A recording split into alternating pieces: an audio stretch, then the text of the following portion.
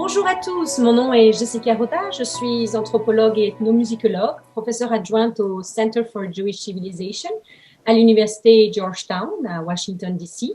Et j'ai le plaisir aujourd'hui de vous accueillir à la 7e édition de Rencontre avec un auteur, ou bien en anglais Meet the Author, présentée par l'Association des études juives canadiennes. Notre auteur vedette d'aujourd'hui est le docteur Simon-Pierre Lacasse, qui se joint à nous pour discuter de sa thèse de doctorat qu'il vient tout récemment de défendre en avril 2020, intitulée « Les Juifs de la Révolution tranquille, regard d'une minorité religieuse sur le Québec de 1945 à 1976 ». Je tiens à préciser que la thèse de doctorat est d'ores et déjà disponible en ligne sur le site de la Bibliothèque d'Ottawa. Avant de vous en dire plus sur Simon-Pierre Lacasse et de vous présenter notre invité spécial qui s'en tiendra avec lui, le professeur Pierre Anctil, quelques mots sur l'Association des études juives canadiennes. L'Association des études juives canadiennes, ou bien le AEJC, est l'unique société universitaire qui se consacre exclusivement à l'étude de l'expérience juive canadienne. Notre organisation est pluridisciplinaire et nous encourageons l'interdisciplinarité. Nous publions la revue annuelle Canadian Jewish Studies, études juives canadiennes, ainsi qu'un bulletin d'information 2 fois par année et organisons une conférence annuelle. En raison de la pandémie COVID-19 qui nous a tous affectés et qui continue de nous affecter, nous avons annulé notre conférence 2020 et décidé d'inaugurer nos événements en ligne, co-organisés par Richard Menkes de l'Université de Colombie-Britannique et Jessie Tufekci de l'Université d'Ottawa. Vous pouvez vous inscrire sur notre chaîne YouTube, Association for Canadian Jewish Studies Presents, ainsi que sur notre page Facebook pour en connaître davantage sur nos événements à venir. À la fin de cette entrevue, vous trouverez des informations sur l'association. Et nous vous encourageons vivement à nous rejoindre et à soutenir notre mandat qui consiste à approfondir notre compréhension de l'expérience juive canadienne. Et sans ne plus tarder, je voudrais vous introduire notre invité vedette, Simon-Pierre Lacasse, et son intervieweur, le professeur Pierre Anctil. Alors, Simon-Pierre Lacasse est titulaire d'un doctorat en histoire de l'Université d'Ottawa, d'une maîtrise en histoire également de l'Université d'Ottawa qu'il a défendue en 2016, ainsi que d'un baccalauréat en histoire. Sa recherche porte sur les communautés juives canadiennes, plus particulièrement les rapports entre les Juifs et le Canada français au XXe siècle, à partir des approches de l'histoire intellectuelle, sociale et politique. Sa thèse de doctorat, dirigée par le professeur Pierre Anctil, analyse les discours présentés par différents périodiques juifs sur le Québec et les Canadiens français durant les 3 décennies qui succèdent à la Deuxième Guerre mondiale. Durant sa maîtrise, il s'est aussi penché sur l'émergence de la communauté racidique à Montréal durant cette même période. Dans le cadre plus large de l'histoire canadienne, ses travaux considèrent l'importance d'intégrer les voix de minorités ethniques et culturelles dans les récits historiques. Il est chargé de cours au département d'histoire de l'Université de Concordia, ainsi que rédacteur adjoint de The Canadian Jewish Studies, études juives canadiennes, et chercheur associé au Israel and Golda Koschinsky Center for Jewish Studies de l'Université York. Le professeur Pierre Anctil est professeur titulaire au département d'histoire de l'Université d'Ottawa, où il enseigne l'histoire canadienne contemporaine et l'histoire juive canadienne depuis 2004. Il a été directeur de l'Institut d'études canadiennes de l'Université d'Ottawa de juillet 2004 à juillet 2008, date à laquelle il a obtenu une bourse Killam pour une période de 2 ans pour s'occuper et travailler sur un projet autour de Jacob Isaac Segal.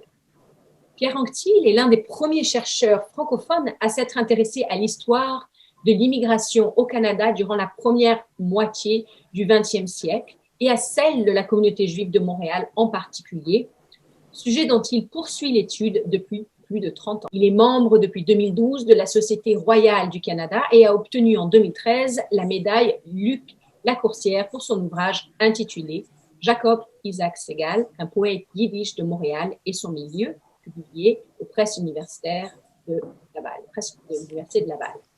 En 2015, il a reçu le prix d'excellence Louis Rosenberg en études juives canadiennes de l'Association canadienne d'études juives. Et il a publié de nombreux ouvrages, pour n'en citer que quelques-uns, l'histoire des Juifs du Québec, qui a été finaliste au prix du gouverneur général du Canada en 2008, et plus récemment, les Juifs racidiques de Montréal, en collaboration avec Ira Robinson, qui était un numéro spécial avec plusieurs participations. Alors, première question tout d'abord pour Simon-Pierre Lacasse. Simon-Pierre, est-ce que tu pourrais nous en dire davantage sur ton propre parcours académique et notamment comment est-ce que tu en es venu à développer cette recherche? Oui, en fait, ça a été un assez long parcours. En général, bon, dans les études juives, il y a toujours un espace pour les goyim, quoi qu'on soit certainement peut-être en minorité. Donc, dans mon cas, c'est un intérêt pour les parcours immigrants, l'histoire de la Deuxième Guerre mondiale et l'arrivée des rescapés de l'Holocauste à Montréal qui m'a d'abord intéressé. Je voulais en savoir plus sur les difficultés d'intégration de ces communautés, mais aussi donc sur la communauté qui l'avait précédée. Et puis, puis comme j'étais toujours intéressé évidemment par l'histoire canadienne plus généralement, mais je me suis penché sur l'enjeu de l'antisémitisme durant les années 30. Et puis, ben, ce filon-là que j'ai exploré tout au long de mes études de premier cycle, j'ai eu l'opportunité de les poursuivre avec une maîtrise plus spécifiquement sur l'émergence des communautés juives hassidiques. Et puis, à mesure que j'ai avancé dans mon parcours, j'ai trouvé que l'étude de la communauté juive canadienne et puis de la judéité plus généralement nous offrait un regard ou une perspective assez unique sur l'histoire canadienne et puis sur le développement, sur la pluralisation de la société canadienne, puisque en général, quand on regarde les différents parcours migratoires qui ont peuplé le Canada, la communauté juive est la première communauté non chrétienne à développer une complétude institutionnelle aussi marquée et puis à se présenter sur l'espace public pour défendre des revendications au-delà d'une minorité religieuse. Donc, pour moi, l'étude de la judéité, de la communauté ou des communautés juives canadiennes est un outil ou une perspective qui permet de poser un regard nouveau sur l'histoire québécoise et sur l'histoire canadienne plus généralement. Très bien. Alors, avant de passer la parole au professeur Pierre Anctil, j'ai juste une question au sujet du titre, parce que la thèse s'intitule « Les Juifs de la Révolution tranquille, regard d'une minorité religieuse sur le Québec ». Sachant que dans la thèse, il y a plusieurs voix, une pluralité des voix qui est exposée, que tu exposes brillamment. Pourquoi cet usage de une minorité? Et entre autres, on voit aussi, on saisit dans ta thèse qu'il y a pas uniquement des questions de religiosité, mais des questions d'appartenance identitaire qui transcendent ce religieux. Alors, pourquoi ce titre et pourquoi ce choix de minorité religieuse pour caractériser en fait, les communautés avec lesquelles tu abordes dans ta thèse?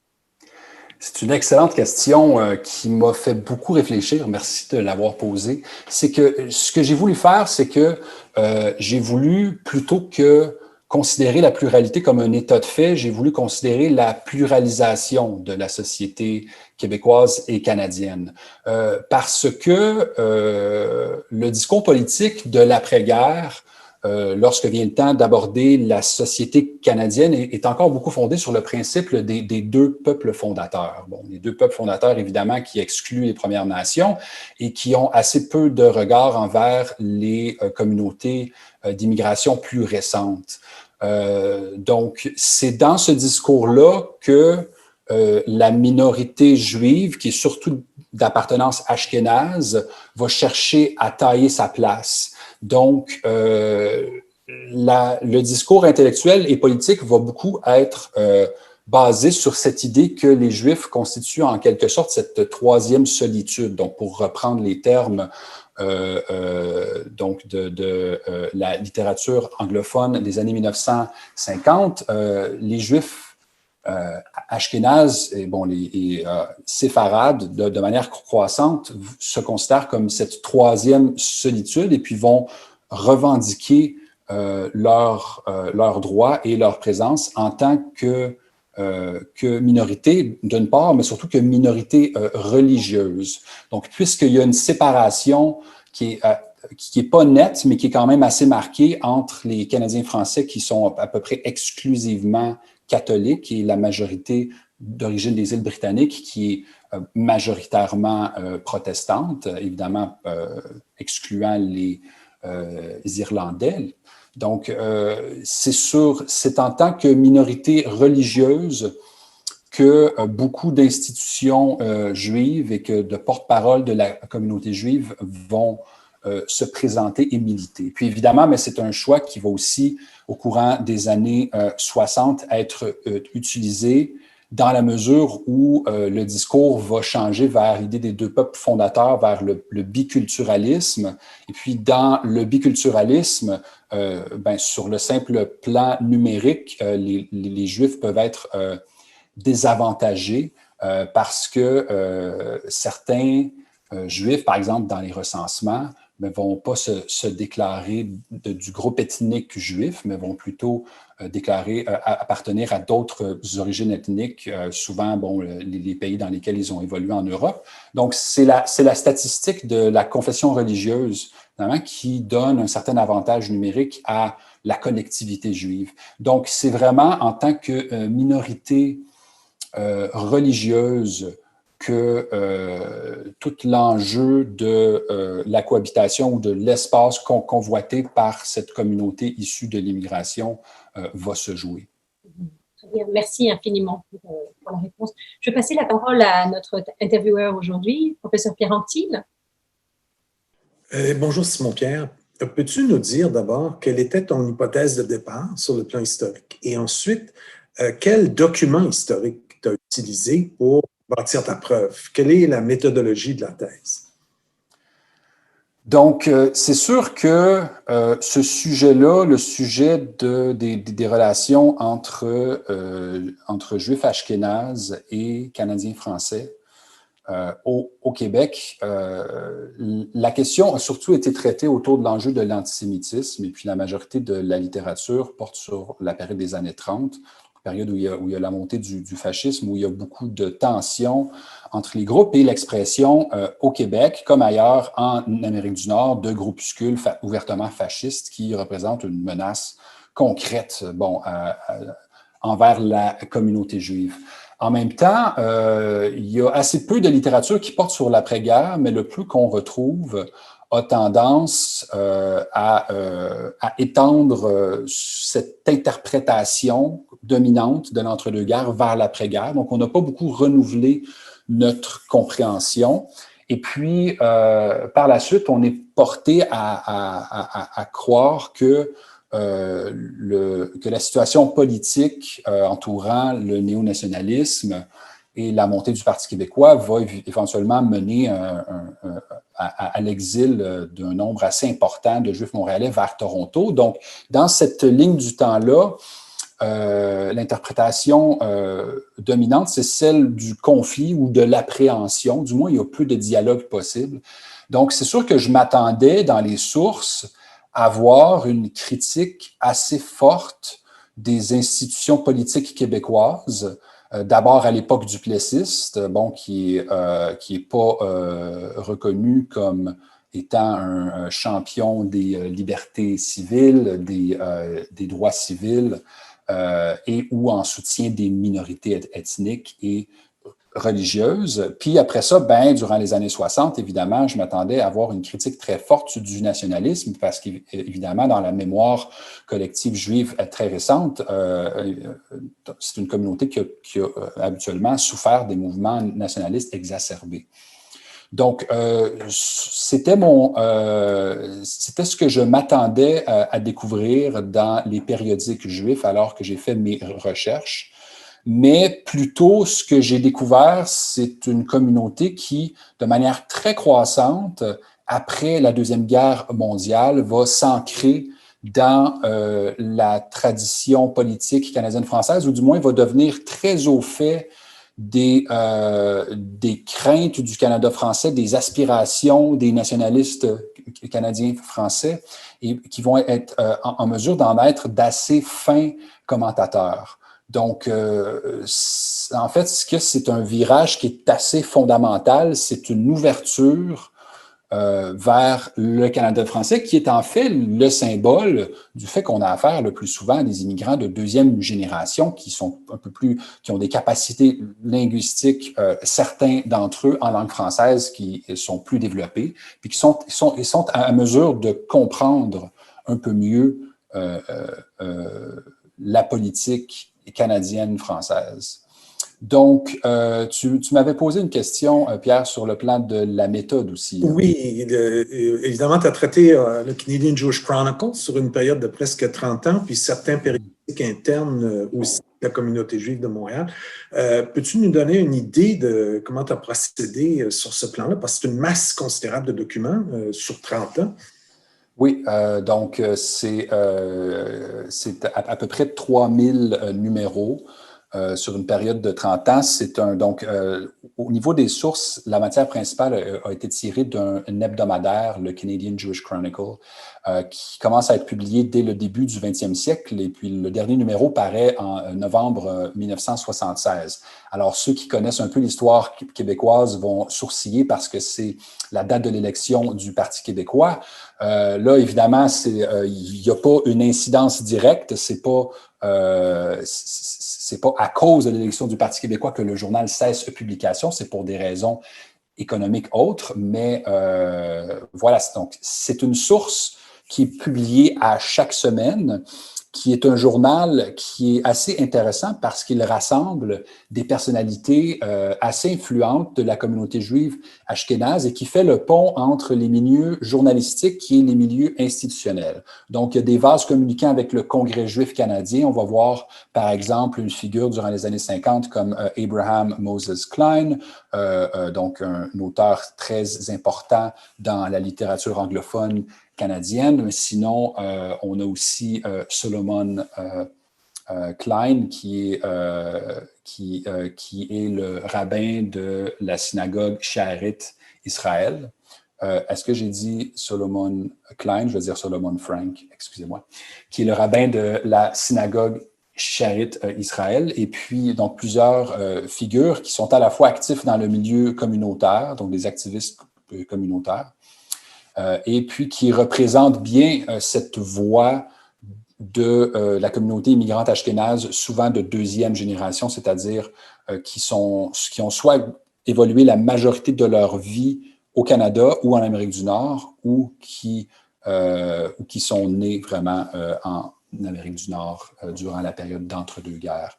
Donc, c'est une lecture que j'ai faite en ciblant surtout les éditoriaux, qui sont la matière qui se présente avec, évidemment, avec la fréquence la plus régulière à chaque numéro, mais aussi en incluant tous les contenus d'opinion, parce que c'est un journal d'opinion qui prend position sur différents sujets. Évidemment, la majorité de la matière du Canadian Jewish Chronicle, puisque c'est un journal qui va complémenter des journaux généralistes. Donc, évidemment, les Juifs d'expression anglophone à Montréal lisent le Montreal Star et The Gazette. Par contre, ils vont chercher des nouvelles spécifiques à la communauté juive dans des journaux comme le Canadian Jewish Chronicle. Donc, dans cette mesure, la majorité du contenu va porter sur les affaires juives internationales, par exemple l'État d'Israël, la communauté juive américaine, la diaspora juive en général. Mais il y a un discours qui est quand même assez soutenu et qui est de plus en plus soutenu à mesure que la période avance, durant les années 60, qui porte sur la société québécoise et la société canadienne. Donc, j'ai relevé tous ces contenus-là, ensuite pour les séparer de façon thématique, et puis j'ai basé mon analyse à partir de différents thèmes, soit l'œcuménisme, les rapports entre Juifs et Canadiens français qui s'expriment de manière assez concrètes par des organisations dans les institutions, l'enjeu de l'antisémitisme, ensuite tout l'enjeu lié à la politique québécoise, donc les milieux politiques, les partis, les figures, la question de la pérennisation culturelle au Canada. Donc, j'ai pris toute cette matière-là pour la diviser ensuite de manière thématique pour rédiger ma thèse et mener l'analyse. Évidemment, il n'y a pas seulement que des journaux parce que c'est une interface qui est portée vers l'extérieur. Donc, c'est sûr que c'est un journal communautaire qui est lu en majorité, évidemment, par un lectorat juif. Par contre, j'ai aussi utilisé des sources archivistiques qui permettent de regarder un peu ce qui se passe à l'intérieur de la communauté, ou du moins de l'institution principale de la communauté, soit le Congrès juif canadien. Donc, pour ça, j'ai consulté le bulletin d'information du Comité des relations publiques, qui est une fascicule qui est envoyée essentiellement à différentes parties prenantes à l'échelle canadienne qui est impliquée au sein du Congrès juif canadien pour expliquer quels sont les événements importants relativement à tous les enjeux intercommunautaires.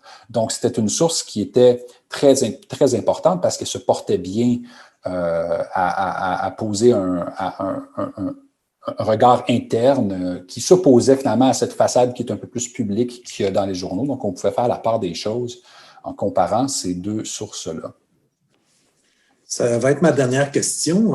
Est-ce qu'on peut conclure de ta recherche que cette période correspond en fait l'après-guerre immédiat jusqu'à l'élection de René Lévesque, ça correspond à la première période où la communauté juive ashkénaze, anglophone, organisée, entre en contact de façon soutenue avec le Canada français au moment où on bâtit l'État québécois, où la Révolution tranquille a lieu. C'est donc une première prise de contact. Quel impact ça a sur la communauté juive, d'après toi? Moi, je crois que ça a un impact majeur. D'abord, pour répondre à votre question directement, oui, c'est la première fois que la communauté juive d'expression anglophone, ashkénaze, qui est l'essentiel de la communauté juive à ce moment-là, parce qu'on se situe avant l'arrivée d'un nombre important de juifs francophones séfarades durant les années 60, bien, surtout durant les années 60, qui vont être en mesure d'entrer directement en contact avec le Canada français. Cependant,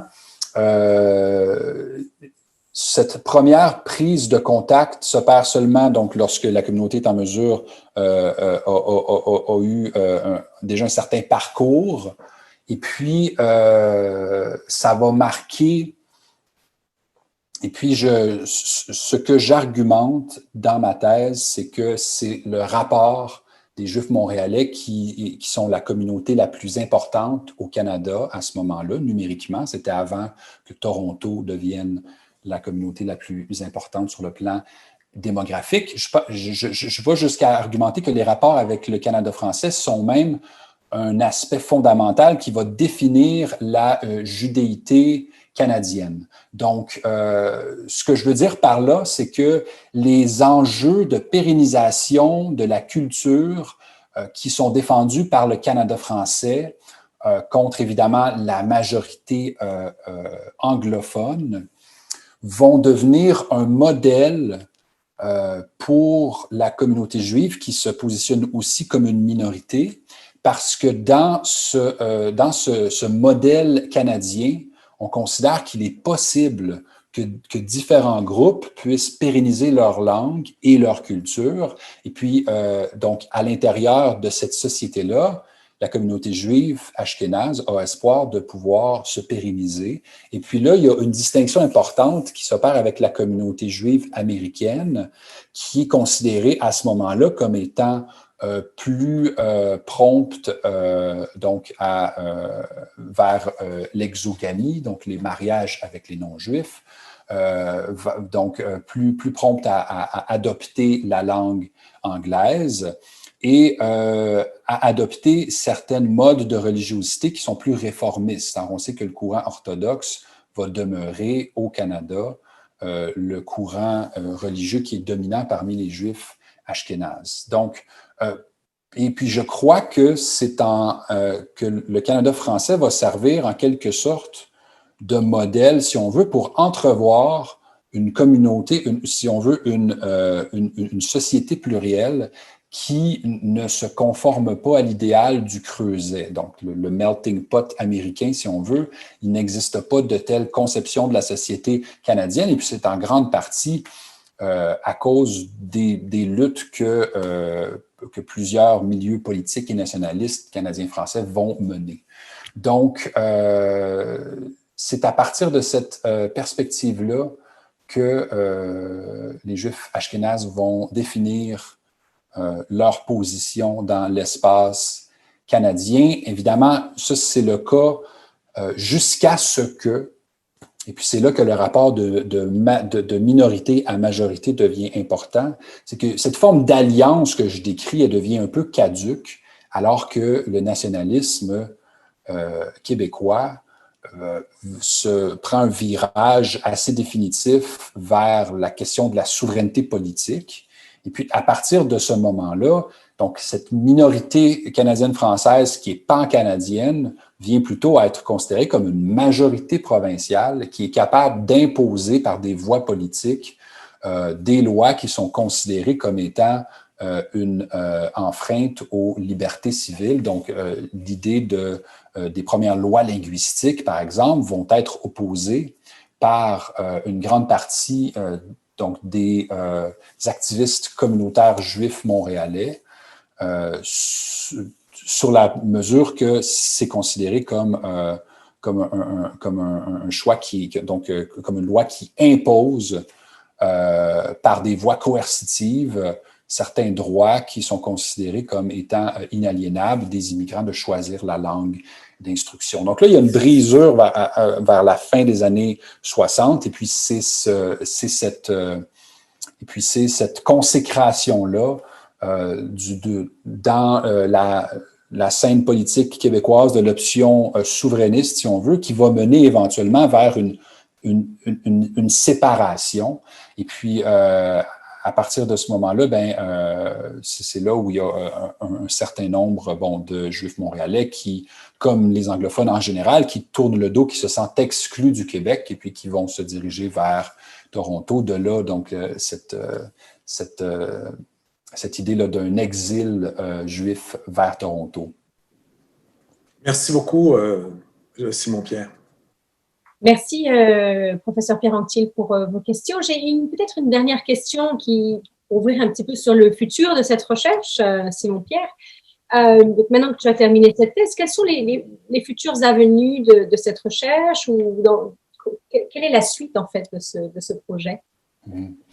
Je crois qu'il y a beaucoup à faire sur la période des années 60 et des années 70 à partir de la méthode historique. On en est rendu là dans l'historiographie. Évidemment, on a besoin d'avoir un certain recul pour pouvoir poser un regard proprement historique sur une période, je crois. Et puis, là, il y a une nouvelle génération de chercheuses et de chercheurs qui n'étaient pas directement impliqués, qui n'étaient pas témoins de cette période-là. Donc, cette nouvelle garde, ajoute à tout un corpus d'études qui a été mené sur cette période-là par des premiers témoins. Et puis, on sait que c'est une période qui est fondamentale dans la définition de la communauté juive canadienne contemporaine. Il y a des ouvrages, il y a des témoignages importants qui ont été publiés récemment. Je pense à Harold Tropper qui le définit, cette décennie-là, comme « the defining decade » pour la judéité canadienne. Et puis, c'est vrai qu'il y a des ruptures importantes, que ce soit à l'échelle de la judéité canadienne ou de la judéité internationale, qui se passe avec l'État d'Israël aussi, qui connaît un virage fondamental durant les années 1960. Donc, je crois qu'il y a plus à faire pour bien comprendre cette période-là.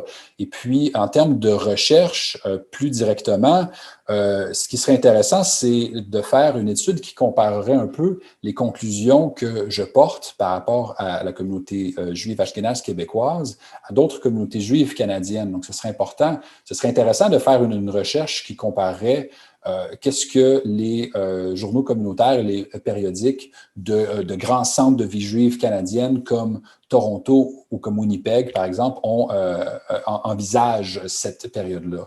Le peu d'écho que j'ai eu, c'était assez évident qu'il y avait une différence québécoise dans la mesure où c'était clair quand que l'enjeu du Canada français était abordé, où l'enjeu de la société canadienne était abordé, c'était clair que c'est une communauté qui vit parmi